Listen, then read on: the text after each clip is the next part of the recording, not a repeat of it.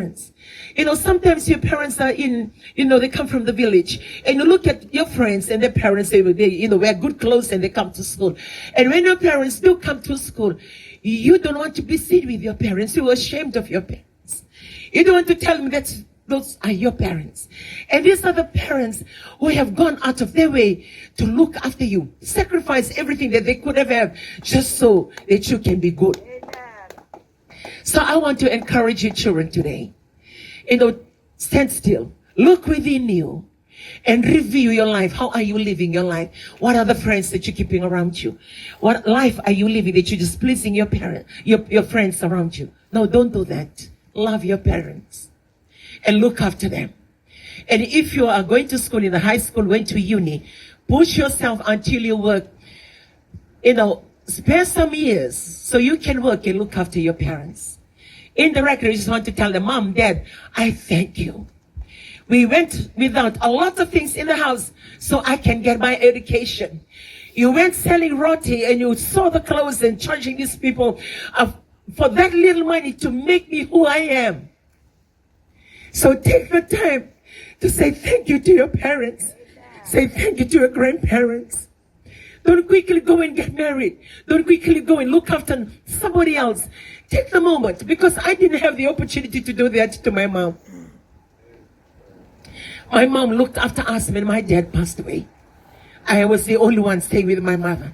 All of my siblings, they've gone their separate ways. I was the only one with my mom at home. She was in and out of the hospital.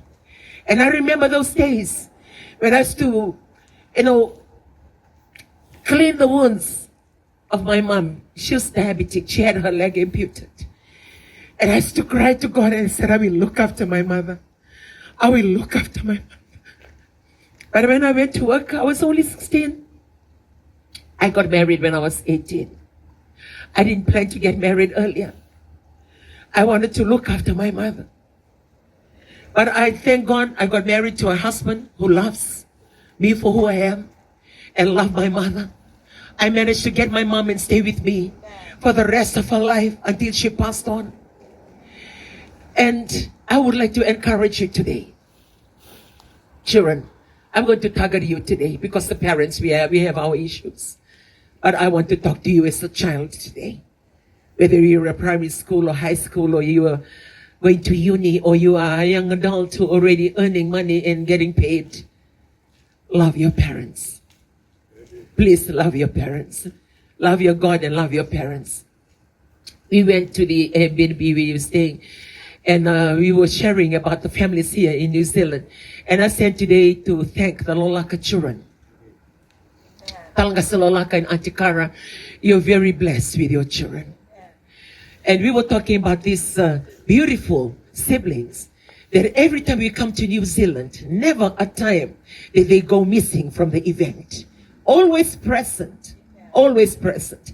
Regardless of the lives that they're doing or whatever that they're doing behind their parents' back, or the life that they may think that it's not a perfect being a senior pastor's children, I always admire the fact that they always stand by their parents.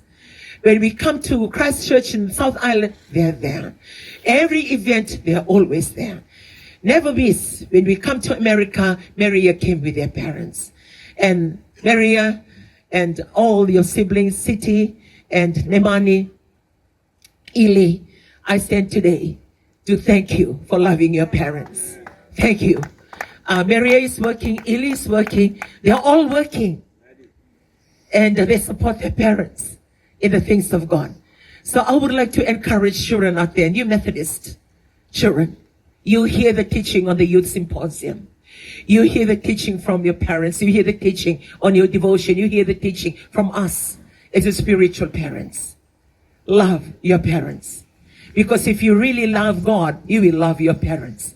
Don't ever walk away from God's love. Don't ever, be defined by your friends. Don't give in to what the world demands of you. No, stand out. Say to the world, no, I am not called to follow you. I'm called to stand on the promises of God, to know who I am in Jesus, to love my parents. Because my goodness, apart from loving God, my goodness is in obeying my parents. So whatever that you're doing, you may be studying in uni, seeking God for a great future, remember, if you are